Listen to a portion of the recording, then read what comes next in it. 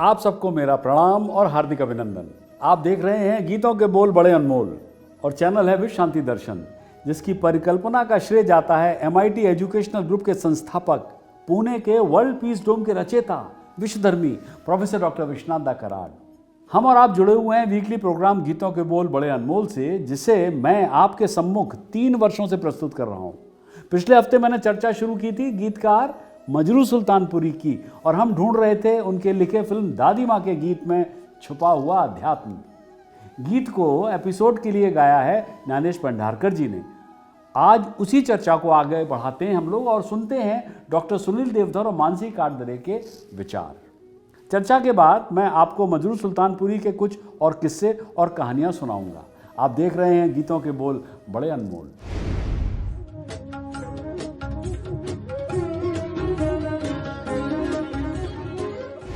नमस्कार, एक बार फिर स्वागत है आपका गीतों के बोल बड़े अनमोल पर। शुरू करने से पहले स्वागत करते हैं डॉक्टर सुनील देवधर जी का। नमस्ते सुनील जी। नमस्कार। सुनील जी आज हमारे साथ चर्चा करेंगे एक प्यारे से गीत में छिपे अध्यात्म पर। हमारे आज के गीत में एक ही सोच जोरों से गूंजती है। ये सोच शब्दों से परे है, वो एक एहसास है। इसके बिना ना तो जीवन है और ना ही जीवन में कोई अर्थ। गीत है उसको नहीं देखा हमने। ये गीत 1966 में रिलीज हुई फिल्म दादी माँ से है और इस गीत के बोल बहुत खूबसूरती से माँ की ममता, उसके प्यार को दर्शाते हैं। इस गीत के गीतकार हैं मजरू सुल्तानपुरी। तो चलिए सुनते हैं ये गीत।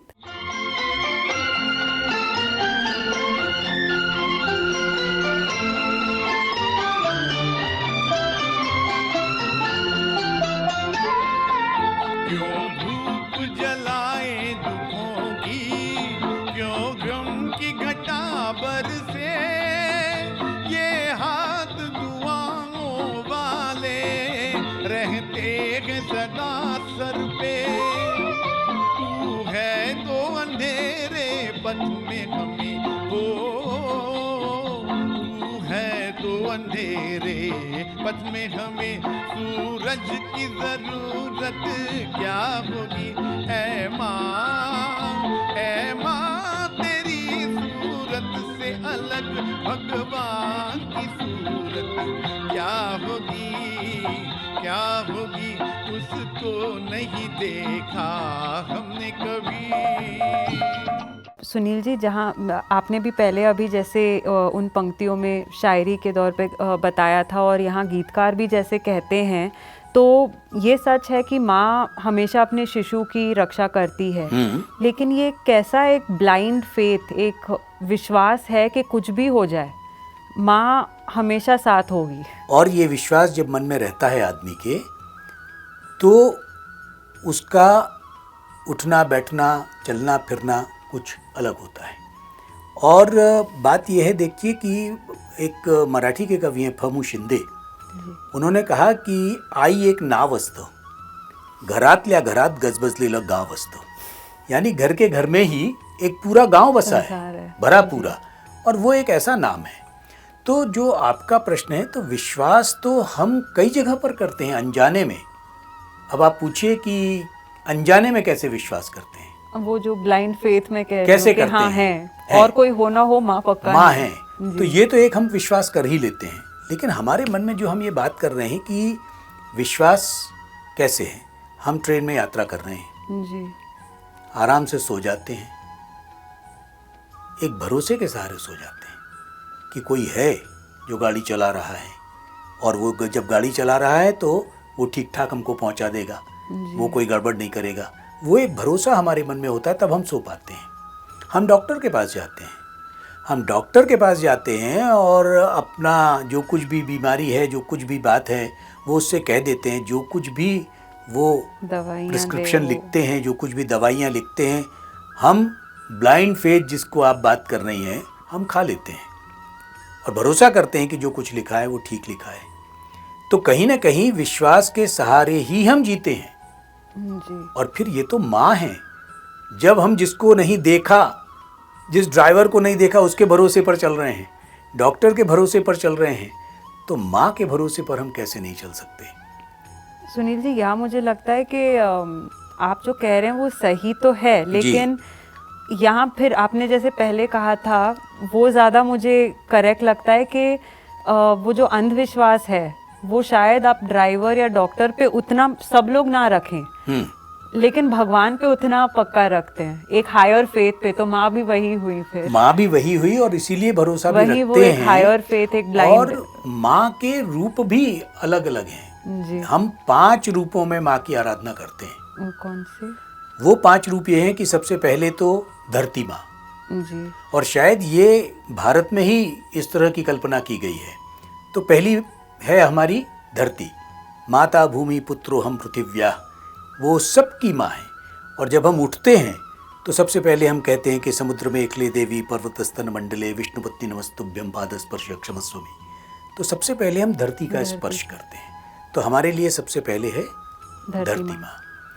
दूसरी हमारे लिए माता है, वो है भारत माता।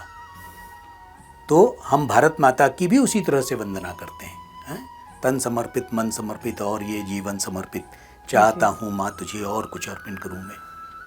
तीसरी माँ है हमारी गौ माता, उसको भी हम माँ मानते हैं। और उसके पीछे भी वैज्ञानिक कारण है कि माँ के दूध में जो गुण है वो गाय के दूध में है, और किसी पशु के दूध में वो गुण नहीं है। और गाय जब गर्भवती होती है तो बच्चा 9 महीने में होता है, माँ की तरह, मनुष्य की तरह। तो इसलिए भी वो माँ है।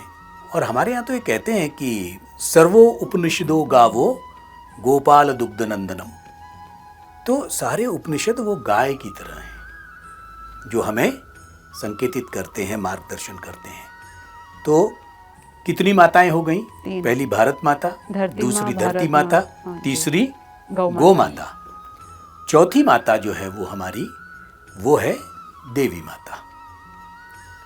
तो देवी माता के रूप में जब आपने एक प्रश्न किया था, उसका विवेकानंद के माध्यम से हम उत्तर देते हैं कि विवेकानंद ने माँ के दोनों रूप, क्योंकि वो तो काली के उपासक हैं, तो काली माता संहार करने निकली है, तो दोनों रूपों में वो काली माँ की उपासना करते हैं। और उसमें वो एक कविता करते हैं और वो कहते हैं, आदि व्याधि बिखेरती ऐ नाचती हुलसकर, आ जननी आ जननी आ आ, नाम है आतंक तेरा, मृत्यु तेरी श्वास में है, चरण उठकर सर्वदा ही काल एक मिटा रहा है, सर्वनाशिनी आ जननी आ। यानी विवेकानंद माँ काली के दोनों रूपों में उसकी आराधना करते हैं। और इसलिए वो कहते हैं, माँ तू रोग रूप में आ, तू शोक रूप में आ, तू मृत्यु रूप में आ, मैं तेरी आराधना करता हूँ। तो इतना साहस एक भक्त में होना चाहिए। ये माँ का एक अलग रूप है जी। तो माँ के उस तरह के विविध रूप हैं, लेकिन कुल मिलाकर हम माँ की जो आराधना करते हैं वो केवल और केवल उसकी वत्सलता के लिए, उसके ममत्व के लिए, भक्त के संरक्षण के लिए ही हम माँ को पूजते हैं। बहुत खूब। लेकिन सुनील जी, 4 ही रूप हुए, 5वां रूप क्या है माँ का? 5वां रूप हमारी जन्मदाता माता। और हमारी जन्मदाता माता के लिए भी एक कवि ने कहा है कि मैं नहीं कर सकता माँ पर कविता। जी। मैंने सूरज पर कविता लिखी है, मैंने धरती पर कविता लिखी है, मैंने चांद को गिटार की तरह बनाया है, मैंने सूरज को शेर की तरह पिंजरे में कैद कर दिया है। धरती पर कविता लिखी है, नहीं लिख सकता। माँ पर मैं कविता नहीं लिख सकता। तो माँ को लिखा जाना, जितने आपने प्रश्न किए उतने कहीं न कहीं से कोई न कोई उत्तर मिलता गया। जी। तो हरि अनंत हरि कथा अनंता की जैसी बात है, ऐसी माँ की महिमा भी अनंत है। आगे की पंक्तियां सुनते हैं। कहते हैं तेरी शान में जो कोई ऊंचे बोल नहीं, भगवान के पास भी माता तेरे प्यार का मोल नहीं। हम तो यही जाने तुझसे बड़ी हो, हम हम तो यही जाने, तुझसे बड़ी संसार की दौलत क्या होगी। ऐ माँ तेरी सूरत से अलग भगवान की सूरत क्या होगी उसको नहीं देखा हमने कभी, पर इसकी जरूरत क्या होगी। ऐ माँ तेरी सूरत से अलग भगवान की सूरत क्या होगी उसको नहीं देखा हमने कभी। सुनील जी, ये पंक्तियाँ बहुत ही खूबसूरत हैं, लेकिन इससे मुझे एक चीज़ आपको पूछनी थी। सिर्फ माँ का प्यार, माँ की ममता ही क्यों? हम सब जगह, मतलब सिर्फ ये ही गीत नहीं, बहुत गीतों में हम माँ की ही ममता पे चर्चा करते हैं। पिता का प्रेम, पिता का प्यार कहाँ रह जाता है या छुप जाता है? आपकी बात का एक सीधा जवाब तो जो अब कहा जाता है अक्सर कि पुरुष प्रधान संस्कृति की वजह से महत्व जो है वो माँ को होने के बावजूद माँ की स्थिति वो नहीं है। लेकिन आपने प्रश्न ये किया तो बात यह है कि जब आप एक माँ को घर में रखते हो, यानी जब आपके पास एक माँ है तो माँ आपको हर तरह से प्रशिक्षित करती है। घर में अगर पिता है तो पिता, जैसी की बात कही जाती है ना कि अगर एक पुरुष पढ़ता है तो केवल वो पढ़ता है, लेकिन जब माँ शिक्षित होती है तो पूरा परिवार शिक्षित होता है। इसलिए महत्व माँ का ज़्यादा है, क्योंकि प्रकृति ने कुछ ऐसा बनाया है कि पुरुष के पास में शारीरिक बल हो सकता है, लेकिन पुरुष के पास में, जिस तरह से हमने पहले चर्चाएं की कि गुण कैसे कैसे हैं माँ के पास, स्त्री के पास, इसलिए गुण उसके पास ज़्यादा हैं और इसलिए बात माँ की होती है। लेकिन जैसे हम कहते हैं ना कि दोनों के साथ में गृहस्थी चलती है जी, ये एक ऐसी गाड़ी है जिसमें दो पहिए हैं, तो दोनों पहिए साथ में हैं, लेकिन फिर भी जो पहिया होना चाहिए, जिसके न होने पर ज़्यादा संकट आ सकता है, वो रूप माँ का है। और जहाँ तक उसके अनमोल और दौलत की बात है तो वो कहते हैं ना, स्वामी तीन जगांसा आई बिना भिखारी, कि तीनों लोक का भी अगर कोई स्वामी है तो अगर उसके पास माँ नहीं है तो वो भिखारी की तरह है, निर्धन की तरह है, याचक की तरह है। इसलिए माँ महान है। तो सुनील जी, लेकिन उस परिवार में जहाँ शायद माँ ना हो, सिर्फ पिता ही है, तो फिर क्या वहाँ तो पिता के मतलब प्यार की बात ही होगी ना? देखिए, कई बार ऐसा होता है कि पुरुष को भी माँ का रूप लेना पड़ता है और जब तक वो उस माँ के रोल में नहीं आता तब तक वो परिवार को ठीक से संभाल नहीं सकता। इसलिए ये ज़रूरी है कि हाँ, कि पिता के रूप में भी वो माँ की तरह व्यवहार करे जी। तो जब तक वो उस तरह का व्यवहार नहीं करेगा तो वो परिवार अपने आप न तो प्रगति कर सकता है, न शांत हो सकता है, न उस तरह से आगे बढ़ सकता है। Thank you Sunil ji. सही कहा है किसी ने, दुनिया में किसी भी शब्द में इतनी ताकत नहीं जो माँ शब्द का वर्णन कर सके। नमस्ते, फिर मिलेंगे अगले हफ्ते एक नए गीत के साथ। वेलकम बैक, पुनः स्वागत है। कहानी चल रही है मजरू सुल्तानपुरी के किस्सों की। मजरू सुल्तानपुरी ने 1950 के दशक में कई फिल्मों के लिए गीत लिखे। बेशक उनका पहला प्यार, जैसा कि वे हमेशा कहते थे, उर्दू शायरी थी और जल्दी ही उन्हें साहिर लुधियानवी, शैलेंद्र, शकील बदायूनी और हसरत जयपुरी के साथ अपने समय के प्रमुख गीतकारों में गिना जाने लगा। हालांकि जो चीज़ मजरू को अलग बनाती थी वो थी उनकी बहुमुखी प्रतिभा। उन्होंने एक तरफ तो एक फिलोसॉफिकल रोमांटिक गीत लिखा, वादियाँ मेरा दामन, रास्ते मेरी बाहें, जाओगे तुम मेरे सिवा कहाँ जाओगे।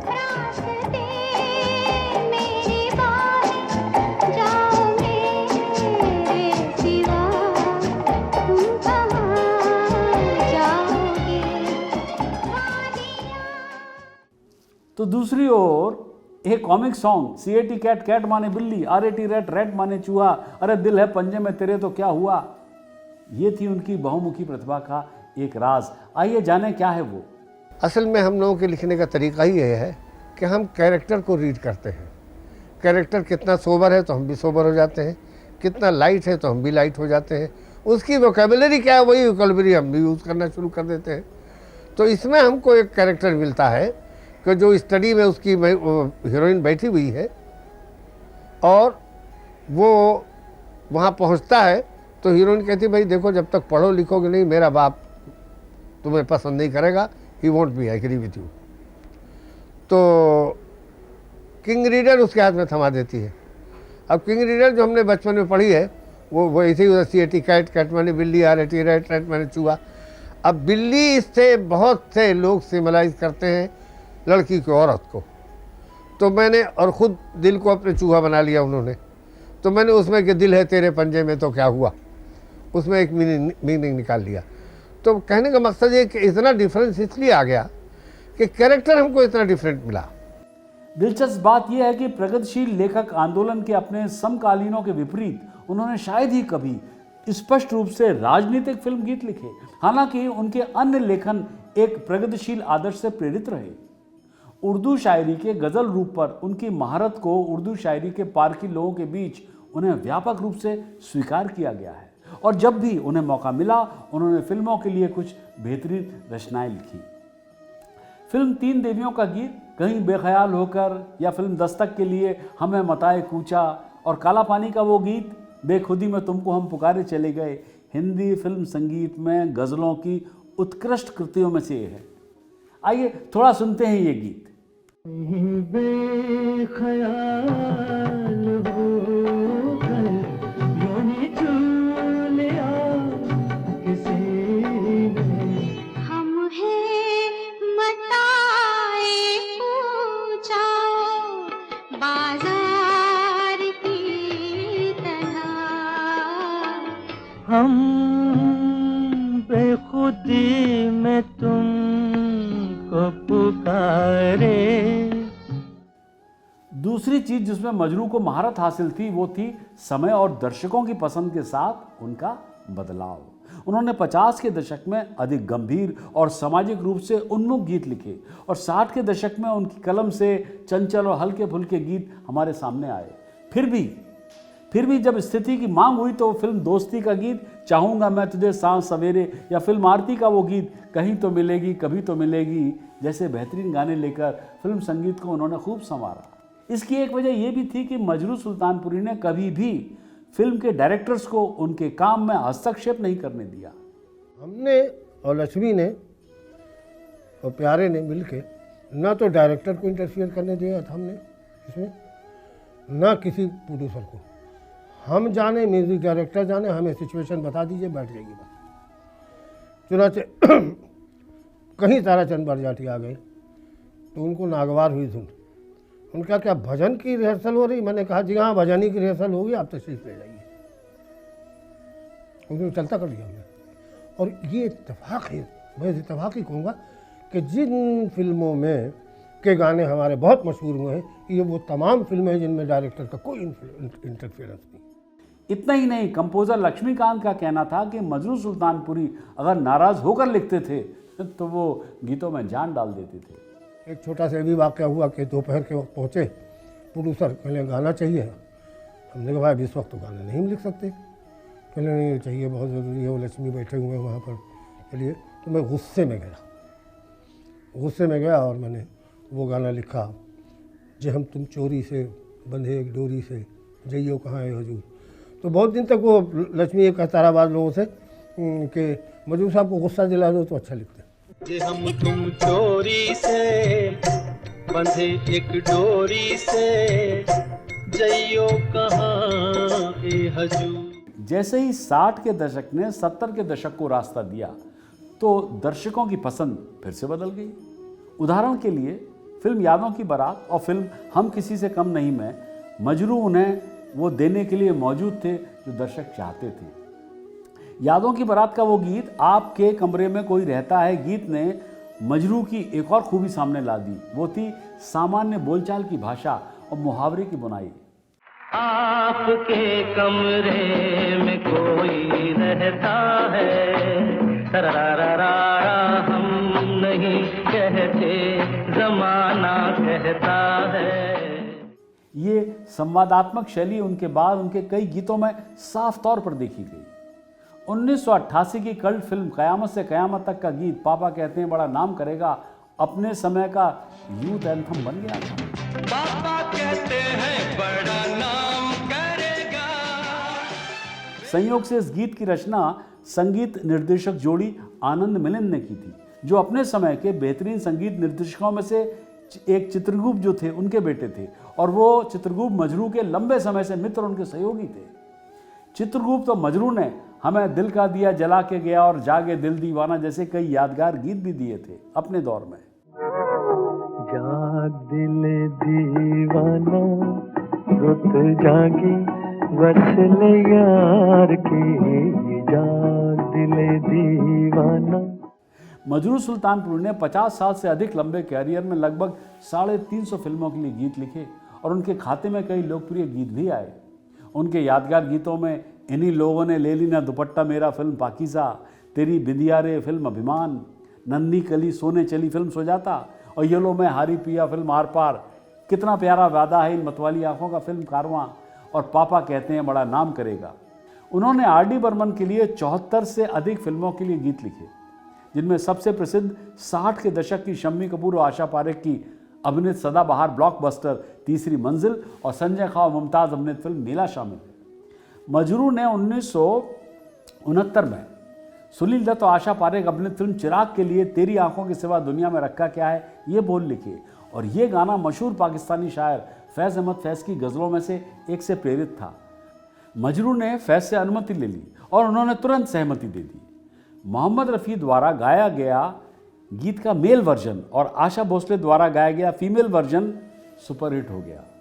तेरी आँखों के सिवा दुनिया में रखा क्या है। मजरू को किसी और ने नहीं बल्कि खुद फैज़ ने फ़ोन करके एक खूबसूरत रचना लिखने के लिए बधाई दी। मजरू, जिनकी 2000 में 81 वर्ष की आयु में मृत्यु हो गई, बॉलीवुड में अपने 5 दशक में से अधिक लंबे कार्यकाल में उन्होंने कितने ही फिल्मों के लिए माइलस्टोन्स गीत लिखे। उनके कुछ गाने भूलने योग्य थे, लेकिन उन सभी में उनकी शिल्प कौशल स्पष्ट थी। हिंदी फिल्म उद्योग में उनके योगदान को मान्यता देने के लिए 1993 में वो दादा साहब फाल्के पुरस्कार प्राप्त करने वाले पहले गीतकार बने। जी हाँ, 1994 में मजरू सुल्तानपुरी फिल्मी दुनिया के ऐसे पहले लेखक बने जिन्हें दादा साहब फाल्के पुरस्कार से सम्मानित किया गया। तो बस मजरू सुल्तानपुरी के जीवन के इन कहानी किस्सों के बाद मैं भी लेता हूं आपसे विदा। अगली बार फिर होगी भेंट एक नए गीत के साथ जिसके बोल है मेरा जीवन कोरा कागज़ कोरा ही रह गया। गीतकार हैं एम जी हशमत और फिल्म का नाम है कोरा कागज़। सब्सक्राइब कीजिए ना, साझा कीजिए और देखते रहिए विश्व शांति दर्शन।